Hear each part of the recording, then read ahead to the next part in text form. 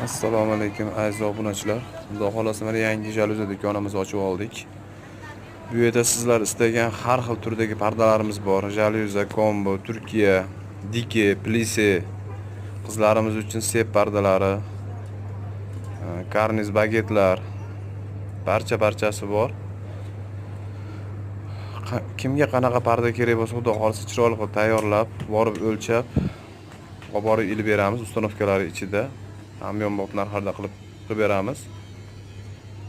Kimga shu xizmatlar kerak bo'lsa, Eko bozorini, Katesh ko'chasini, Buyum bozorining boshidamiz.